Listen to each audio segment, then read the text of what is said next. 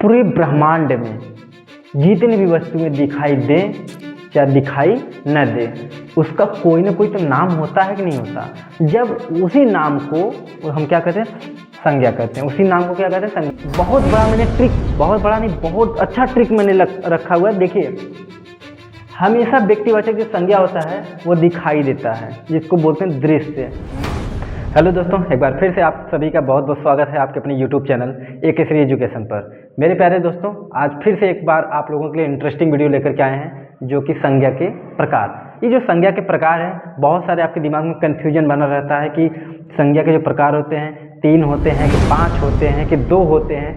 तो सारा चीज़ मैंने आपको पिछली वीडियो में बताया है। नहीं देखें, डिस्क्रिप्शन बॉक्स में उसका लिंक भी दिया गया है और ऊपर आई बटन पर भी दिया गया है। उसको क्लिक करके पहले देख लीजिए, अपने कन्फ्यूजन को पहले दूर करिए। ठीक है, चलिए इस वीडियो में हम लोग जानेंगे आधुनिक संज्ञा के आधार पर, यानी आधुनिक के आधार पर, सॉरी माफ़ कीजिएगा, आधुनिक के आधार पर संज्ञा के प्रकार। तो आधुनिक के आधार पर जो संज्ञा के प्रकार होते हैं दोस्तों, वो होता है आपका 3 प्रकार का। लेकिन 3 प्रकार के जानने से पहले हम लोग ये जानेंगे कि संज्ञा होता क्या है। ठीक है, तो संज्ञा होता क्या है, मैं बस एक इतना शब्द बोलूँगा। क्या मैंने लिखा है, नाम। फिर से देखो, अगर वहाँ नहीं दिखाई दे रहा तो यार यहाँ देखो क्या लिखा है, नाम। मतलब जो वस्तुएं दिखाई दे या दिखाई न दे, लेकिन अगर उसका कुछ न कुछ नाम है तो उसी नाम को हम क्या कहते हैं, संज्ञा कहते हैं। समझ में बात आएगी। जैसे मैं कहूँ भूत, अरे भूत नहीं देखे हो या नहीं दिखाई देता तो नाम तो दिए ना भूत, तो समझ जाओ वो भी क्या है, संज्ञा है। इससे बड़ा कोई आपको परिभाषा नहीं याद करना है, बस इतना याद करिए, नाम को ही संज्ञा कहते हैं, नाम को संज्ञा कहते हैं। ये जो संज्ञा है आधुनिक के आधार पर 3 होते हैं, व्यक्तिवाचक संज्ञा, जातिवाचक संज्ञा और भाववाचक संज्ञा। जो प्राचीन के आधार पर होता है उसमें होता क्या दोस्तों कि जो अच्छा आधुनिक वाले भी देख लीजिए कि आधुनिक में जातिवाचक के जो 2 प्रकार होते हैं। जैसे आपके बचे क्या, पदार्थवाचक बच गए और एक आपका बच गया हाँ समूहवाचक, है ना। और अगर हम जातिवाचक संज्ञा की बात करें तो यह भी 2 प्रकार का होता है। ठीक है, यह भी 2 प्रकार का होता है, एक पदार्थवाचक होता है, एक समूहवाचक होता है। तो इसकी बात हम लोग नेक्स्ट वीडियो में करेंगे, लेकिन इस वीडियो में पहले हम 3 प्रकार के बारे में अच्छी तरीके से जानेंगे। दोस्तों, जो व्यक्तिवाचक संज्ञा है, एक मतलब व्यक्ति हो, वस्तु हो, स्थान हो, किसी का अगर नाम ले लीजिए, बस उसी एक ही का आपके दिमाग में कंप्लीट अर्थ होना चाहिए, कंप्लीट दिमाग में आपके बैठना चाहिए। जैसे अगर मैं कहूँ राम, तो राम कहने से आपके समझ आएगा कि राम किसकी बात हो रही है। अगर मैं कहूँ उत्तर प्रदेश, मध्य प्रदेश, तो भी आपके दिमाग में होना चाहिए हाँ उत्तर प्रदेश की बात हो रही है। मतलब एक ही विशेष व्यक्ति का नाम हो, वस्तु का नाम हो या स्थान का नाम हो, तो समझ जाइए कि कैसा वाचक संज्ञा है, व्यक्तिवाचक संज्ञा है। ठीक है, नहीं समझे फिर से समझो, किसी भी वस्तु का, व्यक्ति का, स्थान का, किसी का भी नाम अगर ले लीजिए, नाम से आपको स्पष्ट रूप से समझ में आ जाएगा हाँ इसी की बात हो रही है, तो समझ जाओ व्यक्तिवाचक संज्ञा है। एक दूसरी बात, सदैव एक वचन में होता है। क्यों? क्योंकि व्यक्तिवाचक जो होता है, जिसके जो शब्द होते हैं, इसके बहुवचन नहीं बनते हैं। ये सदैव किसमें होते हैं, एक वचन में होते हैं। और एक विशेष होते हैं प्लस अकेला होते हैं, मतलब अकेले का ही बोध कराता है, किसी समूह का, किसी जाति का बोध नहीं करा।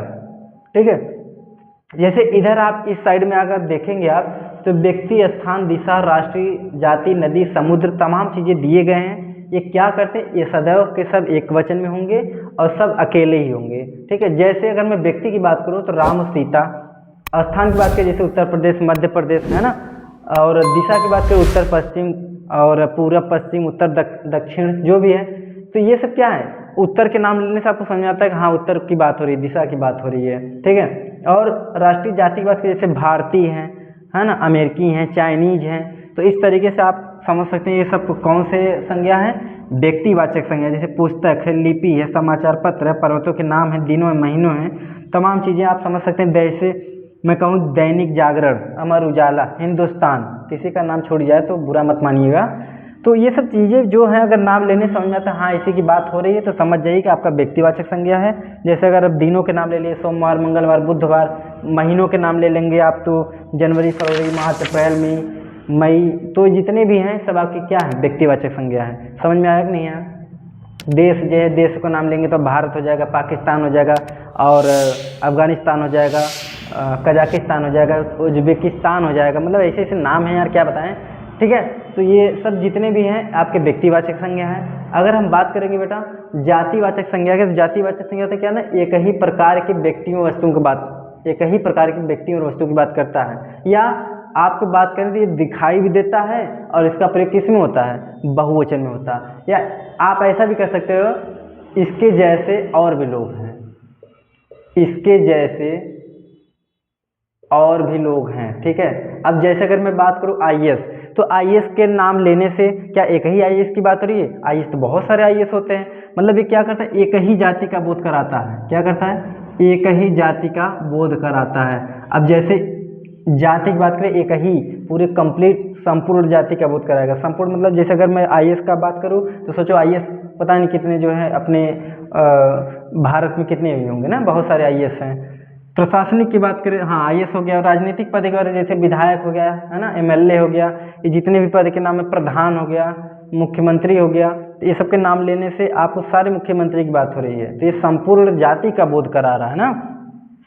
बाकी बात करें व्यवसाय में, जैसे वस्त्र का, सीमेंट का, चीनी का, भाई वस्त्र तो कौन सा वस्त्र, सीमेंट तो कौन सा सीमेंट, चीनी तो कौन सा चीनी, विधायक तो कौन सी विधायक, आईएएस तो कौन से आईएएस, तमाम प्रकार की एक पूरे संपूर्ण जाति का बोध कराता है। अब जैसे पशु पक्षी के नाम अगर आ जाए, याद रखिएगा, फिर से बात याद रखिए, पशु पक्षी, अगर पक्षी पशु की बात करें तो जातिवाचक, अगर उसका नाम आ जाए, जैसे मैं कहूँ कि गौरैया, क्या करते हैं, गौरैया, तो अब ये नाम आ गया। जैसे मोर आ गया, अच्छा मोर भी आपका क्या है, मोर में क्या, मोर में कई मोर होते हैं, है ना। लेकिन अब जैसे मोर की बात करें तो मोर हो गया आपका। ठीक है, नाम आया कि नहीं आया, तो इससे क्लियर हो गया कि हाँ मोर की बात हो रही है। तो जब नाम स्पष्ट समझ में आ जाए तो आप समझिए व्यक्तिवाचक, जब स्पष्ट क्लियर ना हो तब समझिए क्या, जातिवाचक। ठीक है, जैसे प्राकृतिक आपदा की बात करें, भूकंप, सुनामी, है ना, दिखाई देती हैं, लेकिन अब क्या है कि पूरे भूकंप में कई प्रकार के भूकंप आते हैं, सुनामी है। अब पक्षी हो गया, मंत्री, जैसे मंत्री कोई भी मंत्री, राज्यपाल है तो कोई भी राज्यपाल, प्रधानमंत्री तो कोई भी प्रधानमंत्री। तो इस प्रकार के एक ही जो जाति के संपूर्ण का बोध करा देता है ना, तो ये आपके क्या होता है, जातिवाचक। इसी प्रकार दोस्तों आपका आता है भाववाचक संज्ञा। ठीक है, भाववाचक संज्ञा क्या होता है, ये दिखाई नहीं देता है। क्या करते हैं, दिखाई नहीं देता है।